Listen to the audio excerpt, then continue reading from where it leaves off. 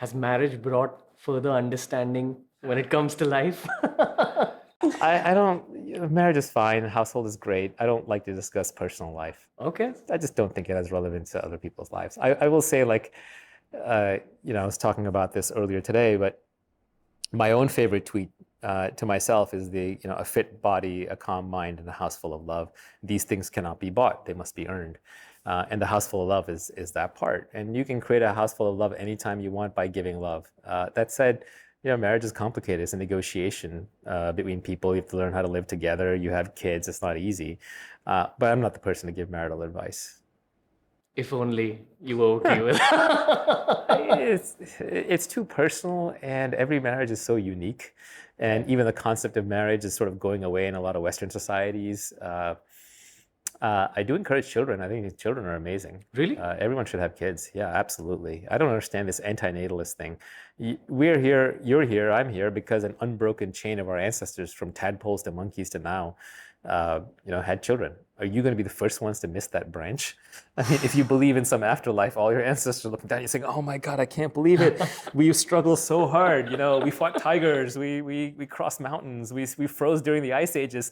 And this idiot just decided not to have children because he couldn't be bothered." For that guy to stop this chain. Yeah, he's the one who screwed up, right?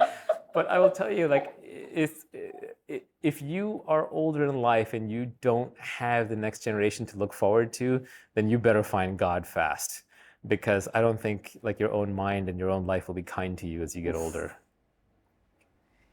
You know what I've learned about marriage from the outside? I'm not married yet, but this is conjecture. Okay. I think one's wife is always right. And that's the rule one should follow. Yeah, see, I reject that completely. Yeah, people say like happy wife, happy life. That's all propaganda. That's all feminine propaganda. You're being brainwashed.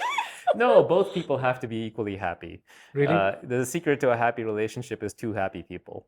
And you can't be happier than your spouse. So it's not happy wife, happy life. It's unhappy wife, unhappy life. You know? So you both have to be happy. Both of you have to work hard to make each other happy.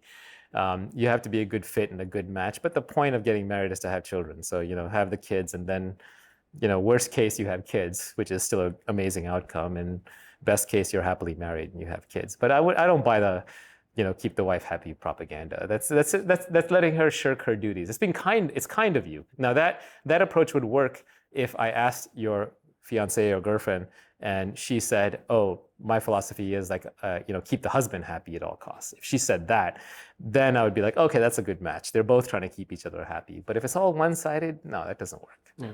I mean, personally, I'm very Sanatani. Yeah. And Sanatan Dharma says the key to a happy relationship is tolerance and selfless service.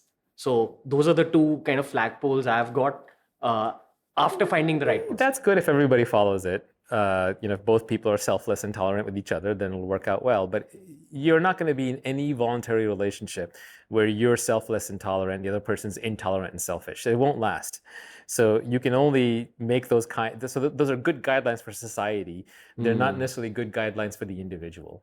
As an individual, mate selection is a real thing. You have to pick a person who you're incredibly compatible with. The traditional model is that the man earns and creates, and the woman kind of takes care of the household. The man takes care of things outside, she takes care of things inside. That's a traditional model. I know in the West it's falling out of favor, but it works.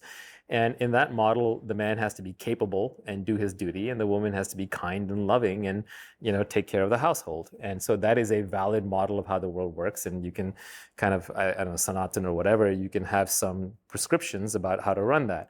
But the reality is life is very complicated. Every individual is completely unique. The combinatorics of human DNA are staggering. You'll never meet two people who are even vaguely alike. If you leave a friend, you break up with a girlfriend, you lose a person in your life, a loved one, you're never going to find a substitute. You're never going to find anybody who's like the same or even close, right? I've never met two human beings who are even vaguely similar, except perhaps identical twins, but that's theoretical. I don't know any up close that well. So if every person is unique, just imagine how unique every relationship is. So having other people navigate your relationship with hard and fast rules doesn't work. You can look to it for inspiration, you can look to it for principles, but each relationship has to work on its own merits. And I am a lazy person and I hate conflict. So my rule is if a relationship has conflict, I just leave it. I don't fight with people. If somebody wants to fight with me, we get one fight and then it's over, because there's a lot of people out there. There's a lot of people out there and life is long. So you have to navigate your way towards the people who love you for who you are, and you love them the way they are. Nobody needs anybody to change. And if they change, it's okay, because you still kind of value the core and you change together. The same way, like you have to navigate your way to the career, the job, the profession, the obsession, where you like the thing for what it is. The moment is complete in of itself as you perform that act. And if you get some reward out of it, that's fantastic, but that's not the core reason you do it. And the same way, I think you can apply that to every facet of your life. Even if you're eating, you want to find the healthy food that you actually enjoy eating. There's many healthy foods out there. Just find the ones that you enjoy eating and just focus down on those. For exercise, find the sport or the hobby where it doesn't feel like work to you, like play tennis, or if you like running, then go run. If you like lifting, then go lift. If you like playing tennis, then go play tennis. So I think the beauty of modern life is it gives us so many options. And that's not a bad thing. Options are good. It's just you have to navigate your way through the options and find out what works for you and then commit to that. And so on relationships, I don't view, and I know this is antithetical to the classical Indian way of arranged marriage, which had its merits. That was basically saying, hey, let's find someone who's culturally similar, socioeconomically similar, worthy of you. And the purpose of marriage is to build a household and have children. So we'll take care of the basics. Didn't always work, but pretty good hit rate compared to modern, where it's just like, I'm going to marry my high school sweetheart, or I'll roll the dice, or, oh, I got this girl pregnant accidentally, and then off we go. So it can work better than some models. But in a choice-based model, which is where Western society is, and I think increasingly Eastern society is there, you have to be picky. So if you're having to sacrifice for your spouse and they're not sacrificing in return, just go somewhere else.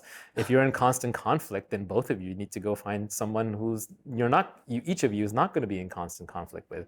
And I think that's a much better recipe, that ability to search and to look and to cut your losses quickly, because there's high sunk cost in these relationships. The biggest problem in relationships is dishonesty, where we're trying to make the other person happy. We're trying to appear our best.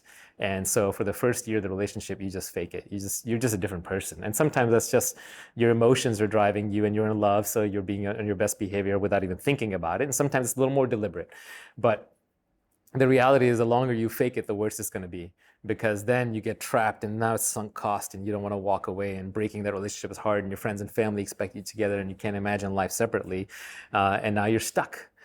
So it's just better to be brutally honest up front about who you are and your needs and your worst sides and all of that. And don't try to throw off any impressions, because eventually this person will see you at your worst, and eventually you will see them at their worst. So you might as well just start there. If you enjoyed this clip from the Ranveer Show, we've uploaded a ton of other clips related to a ton of other topics. So explore the channel, because there's something for everyone.